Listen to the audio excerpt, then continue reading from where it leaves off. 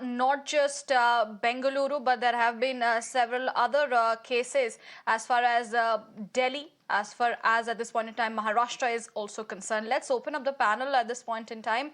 I've been joined by Nirmal Kaur, former IPS officer, and Dr. Deepak Raheja is a psychiatrist. Well, let me start with Nirmal Kaurji. My first question to you is this now looks like a trend as far as live-in relationships are concerned. What do you have to say on that?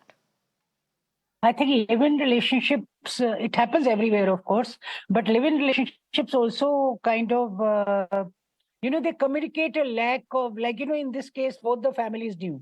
So it was kind of officially they were living together. But still, maybe somebody somewhere refused to take responsibility over marriage.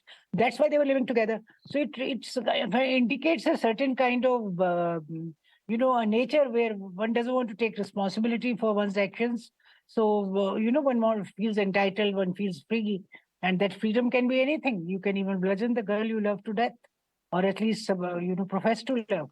And that is what has happened in this case. And so young a life and such a horrible murder, abhorrent it is. I mean, whatever happens, violence is always against the women. Whether it is a inter-religious, clash or an inter-tribe clash or whatever. I think women are the best instruments to take out all the frustration and all the, bad feelings or all the whatever negativity is there. It is all eventually, whether it's a tantric act, whatever it is, it falls on the woman to bear the brunt of it. That.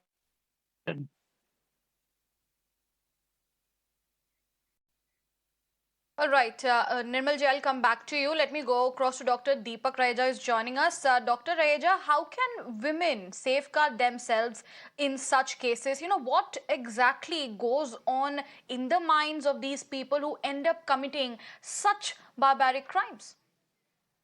So if I was being told that this was one-off impulsive act, I would refuse to believe that, because in hindsight, when we do an analysis, retrospective analysis, we find that there were enough, not just telltale signs, but enough, and not just cues, there were overt signs that the boundaries were being crossed, that there was violence in the relationship. Here we're being told that there was verbal abuse or verbal violence, which I also finding it hard to digest, because there would clearly be signs of physical violence too.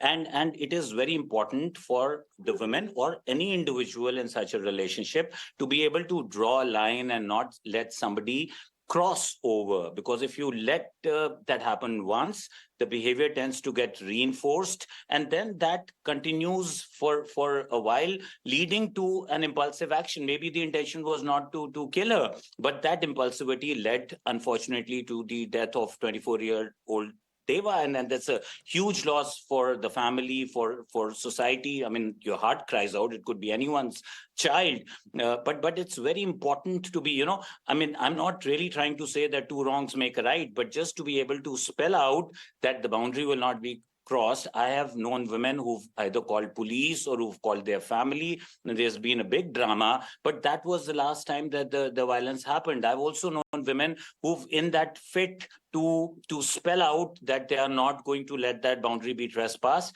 have resorted to subtle form of violence themselves, giving out a clear and loud message that they are not going to tolerate and be okay with that. And that was the last violence that was ever reported amidst a couple. So it is, more than that particular incident, and just focusing on that, it is important to go back in the relationship 6 months, 1 year, 2 years, 5 years, where subtle micro forms of violence would have continued to happen, and we turn to either we choose to turn a blind eye, or we choose to ignore it, leading to a macro episode like this, which can cost somebody's life, and which is so unfortunate. Absolutely. All right. Let me go across to Nirmal Kaur.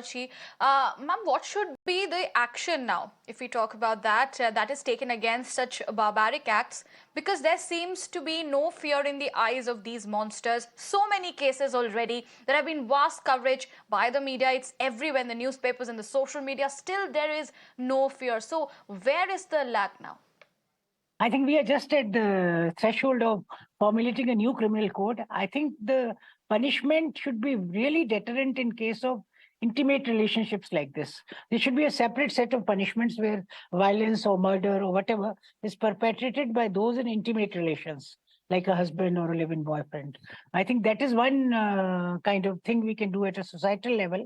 But personally, also, girls need to be very strong. They need to, let go of a bad situation and not continue with it. I think in this case, maybe the girl, even if whether she had an affair or not, is I don't know about that, nor is it our concern. The concern is that she had approached our parents. Both sets of parents had intervened, and still it happened. The arguments continued, and it came to such a boil that it hit her, and she died of hemorrhage, internal hemorrhage, and that is a very sad thing. She lost her life so young, and she could have left him. I think that is one choice. When I think we feel very weak leaving, weak at the knees. Women are very emotional. If they are in an emotional setup, if they are in a relationship, leaving for them is not very easy a solution. It doesn't occur to them quickly, and even if it occurs to them, Right. their knees turn weak. They don't want to walk away from a bad situation. But I think if you think a situation is bad, Right. it's better to take time off, move away for some months. Think things out, and then if you think it is worthwhile continuing, come back. But when these red flags are there, the alarm like these are sounded, it's better to move out and think for yourself, have the space in your mind and physical space to think things for themselves. I think this girl should have done it. Now police will do whatever it has to do, law will take its own course. But girls also have to be vigilant that in such intimate relationships also they are under threat. And it is not that first time he would have bullied her or killed her. He must have been bullying her all over.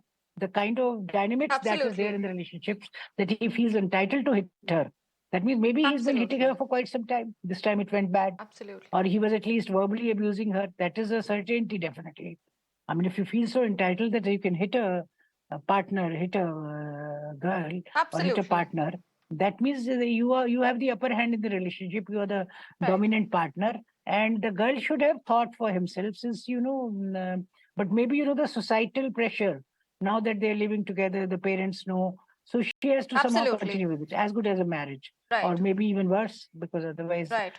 parents will say that, Absolutely, oh, very well said there, Mrs. Nirmal Kaur ji. There, we are running short in time. We will, of course, come back and discuss this in more details with you. I would like to thank both of our guests, Doctor Deepak Raheja and Mrs. Nirmal Kaur, for taking out your time and speaking with us on Mirror Now. Is such a shocking issue.